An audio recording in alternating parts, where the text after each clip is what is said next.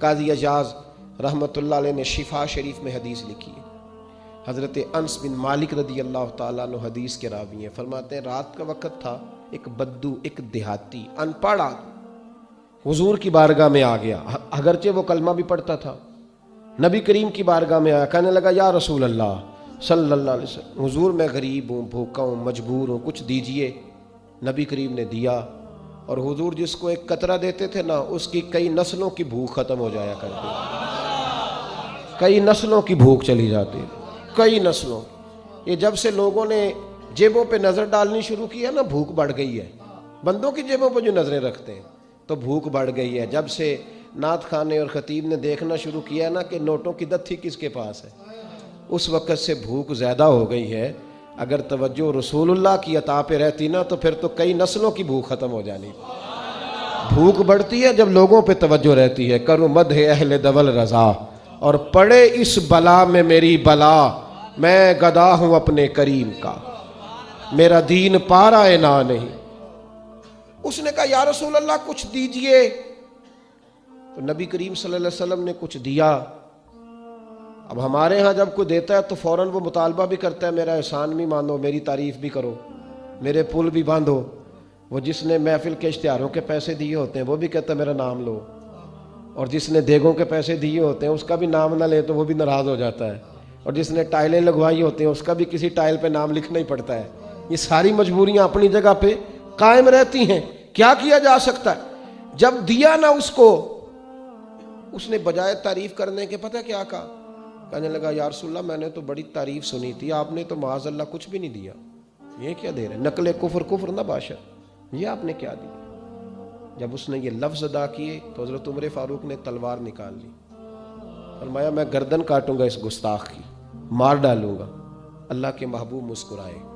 فرمایا عمر ٹھہر جا، ذرا جلدی نہ کر، ذرا ٹھہر. اور جب حضور مسکراتے تھے نا تو اعلیٰ حضرت فرماتے ہیں حضور کے دانت نہیں تھے بلکہ یہ نا گچھے تھے نور کے. یہ دانت نہیں تھے، یہ گچھے تھے نور کے.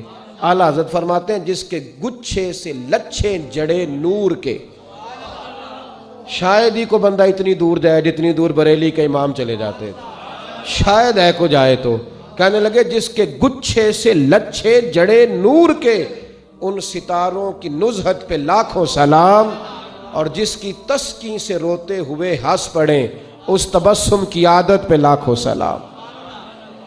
حضور مسکرائے، عمر جلدی نہ کر. حضرت عمر خاموش ہو گئے. محبوب نے اس کا ہاتھ تھاما اور اپنے گھر لے گئے، حجرہ نور میں لے گئے. پہلے کھجوریں کھلائیں، سرکہ کھلایا، پھر اللہ کے محبوب نے دودھ پلایا. سیر ہو گیا تو نبی کریم نے جتنا دیا تھا نا اس سے ڈبل دیا، پھر تھوڑا اور دیا، پھر تھوڑا اور دیا. کہنے لگا حضور بس کریں، اب تو مجھ سے اٹھایا بھی نہیں جائے گا، اب تنگی یہ داماں پہ نہ جا، اور بھی کچھ مانگ ہے آج وہ مائل بہتا، اور بھی کچھ مانگ.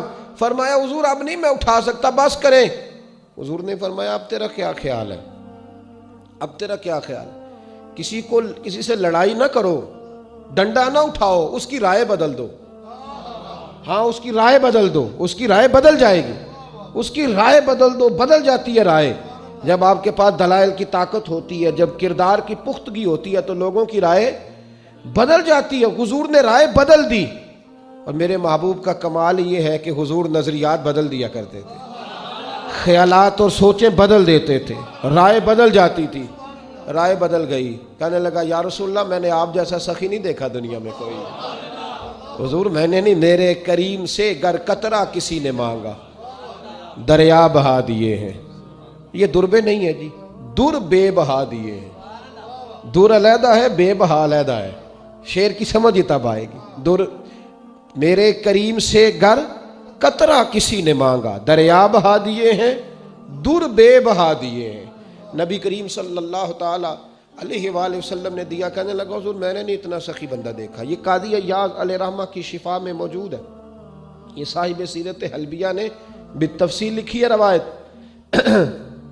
حضور فرمانے لگے راضی ہو گیا؟ بدو تھا، ان پڑھ، راضی ہو گیا؟ کہنے لگا جی بڑا. فرمایا یہ جو بات تو نے ابھی ابھی کہی ہے کہ میں نے آپ جیسا سخی کوئی نہیں دیکھا، یہ میرے صحابہ کے سامنے بھی کہہ دو گے؟ میرے صحابہ کے سامنے یہ کہہ دو کہ ذرا بڑا حاضر رہ کے میری بات سننا. کہہ دو گے؟ حضور کہہ دوں گا. تو حضور فرمانے لگے پتہ کیوں کہلوا رہا ہوں؟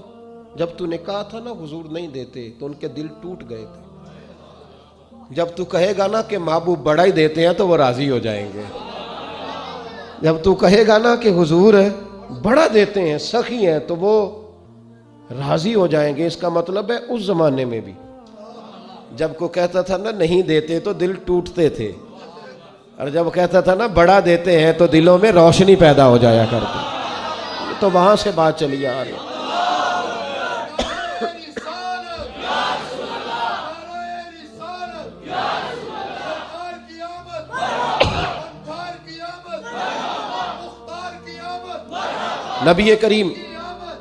نبی کریم صلی اللہ تعالی علیہ وسلم باہر لائے. صحابہ بیٹھے تھے، حضرت عمر بھی تھے.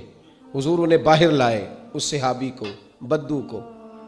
حضور نے فرمایا اب وہ لفظ کہہ جو تو نے میرے ساتھ کہے تھے. اس نے یہ نہیں کہا حضور بڑا دیتے ہیں، بلکہ قاضی صاحب رحمۃ اللہ لکھا ہے صحابہ کے مجمع پہ نظر ڈالی تو اس کا چہرہ کھلا ہوا ہے. کہنے لگا او میرے محبوب کے غلاموں، میں نے آندھی اتنی تیز چلتی نہیں دیکھی جتنی نبی پاک کی سخاوت تیز چلتی دیکھی ہے. اتنی تیز ہے. کون دیتا ہے دینے کو منہ چاہے، دینے والا ہے سچا ہمارا نہ. کون دیتا؟ نبی کریم اتنی سخاوت چلتی. اب صحابہ خوش ہو گئے تو میرے محبوب نے ایک جملہ کہا. محبوب کریم فرمانے لگے عمر، پہلے جو اس نے کہا تھا نا اس حالت میں تم اسے مار دیتے تو جہنم میں جاتا، لیکن جس عقیدے پر یہ اب ہے، اب دنیا سے جائے گا تو اللہ اسے جنت عطا کرے گا. اور نبی کریم علیہ السلام نے ایک مثال دی جو بڑی سمجھنے والی ہے، بڑی غور کرنے والی. حضور جب انہیں سمجھا لیا، بات واضح کر لی، تو اب محبوب فرمانے لگے میری اور تمہاری مثال، یعنی میری اور اپنی امت کی مثال. فرمایا میری اور تمہاری مثال اس آدمی کی طرح ہے جس کی اونٹنی بھاگ گئی تھی. کھلی تھی، ناک سے نکیل نکلی تو باہر نکل گئی، بھاگ گئی. لوگ اس کو پکڑنے کے لیے دوڑے. کوئی نیزہ مارتا تھا، کوئی ڈنڈا مارتا تھا، کوئی کسی طریقے قابو کرتا تھا، لیکن وہ زخمی ہو گئی پر کسی کے قابو نہیں آ رہی تھی، بلکہ اور بدکتی تھی اور بھاگتی تھی. یہ میرے محبوب کا فرمان ہے. حضرت انس بن مالک کہتے ہیں یہ باتیں کہتے کہتے نا میں دیکھ رہا تھا حضور کی آنکھوں میں آنسو بھی بھرنے لگے. محبوب فرمانے لگے پھر اچانک اس اونٹنی کا مالک آ گیا اور لوگوں سے کہنے لگا پیچھے ہٹ جاؤ، کیا تم نے میری اونٹنی کا حال کر دیا ہے، پیچھے ہٹو. حضور فرماتے ہیں اس نے زمین سے تھوڑا سا چارہ اٹھایا، اپنی اونٹنی کو دکھایا تو کہتے ہیں اونٹنی دوڑتی ہوئی اپنے مالک کی طرف آئی. اس نے بغیر کسی اور کی مدد لیے اونٹنی کی پشت پر ہاتھ پھیرا اور پھر اکیلے ہی اس کے ناک میں نکیل ڈال دی اور سوار ہو کے چلتا بنا. محبوب فرمانے لگے میری اور تمہاری مثال اس آدمی کی طرح جس کی اونٹنی بھاگ گئی. زمانے نے کوشش کی پر قابو نہیں آئی. وہ آدمی کہنے لگا اونٹنی میری ہے تو سنبھالنے کا طریقہ بھی مجھے ہی آتا ہے. گویا حضور فرمانے لگے امت میری ہے تو سنبھالنے کا طریقہ بھی مجھے ہی آتا ہے. یہ میرے ہیں تو مجھے پتا ہے. رب حبلی امتی کہتے ہوئے پیدا ہوئے.